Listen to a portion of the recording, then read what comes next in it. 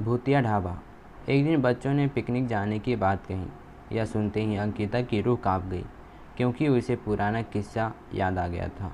ये बात तब की है जब अंकिता 10वीं क्लास में पढ़ रही थी। एक दिन टीचर ने पिकनिक का प्लान बनाया था। अपने दोस्तों के साथ अंकिता ने भी हाँ कर दी। पिकनिक पर जाना था पावागढ़। पूरा स्कूल पिकनिक जा रहा था, इसलिए करीब 30 बस सभी बच्चों को ले जाने के लिए तैयार थी। अंकिता अपने दोस्तों के साथ सबसे पीछे वाली बस में बैठ गई। सभी हंसते मस्ती करते हुए बस से जा रहे थे।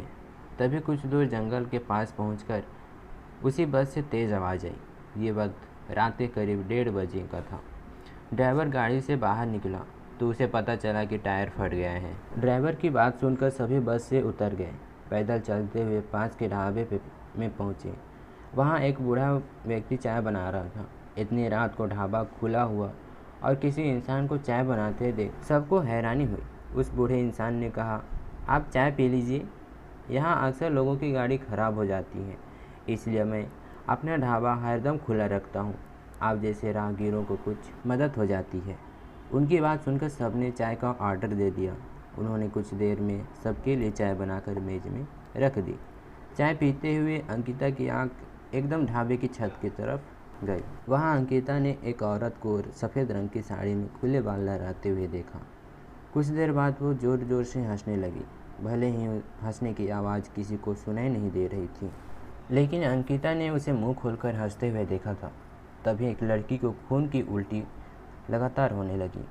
उसको देखकर सबकी हालत और ख़राब हो गई। उसी समय एक टीचर ने कहा कि तुम सब आग जलाओ और उसके बगल में बैठ जाओ। सबने मिलकर आग जलाई और गोल घेरा करके बैठ गए। टीचर ने सख्त लहजे में सबसे कह दिया कि अकेले कोई कहीं नहीं जाएगा। वैसे भी सब इतना डरे हुए थे कि अकेले कहीं जाने की हिम्मत नहीं हो रही थी।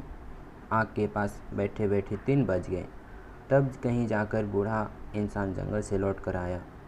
उसने सबकी तरफ देखा और कहा कि उस चीज़ को सब भूल जाना, नहीं तो जाना मुश्किल हो जाएगा। इतना कहकर वो ढाबा के अंदर चला गया। तभी बस ड्राइवर भी टायर बदलकर बस लेकर ढाबे के पास पहुंचा। सभी लोग भगवान का नाम लेते हुए उस बस में बैठ गए। टीचर ने बस में बैठते ही सबको कहा कि कोई एक दूसरे से बात नहीं करेगा, सीधे सब सो जाओ।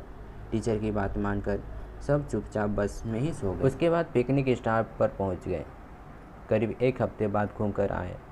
पिकनिक में किसी ने दूसरे बस के बच्चों को उस रात के बारे में कुछ नहीं कहा, क्योंकि टीचर ने मना किया था। लेकिन पिकनिक से लौटते ही सबने अपने दोस्तों और दूसरी क्लास वालों को इस भूतिया घटना के बारे में बताया। आज पिकनिक का नाम सुनते ही यही भूतिया ढाबे की कहानी अंकिता के मन में आ गई और बच्चों को पिकनिक भेजने से उसे डर लगने लगा।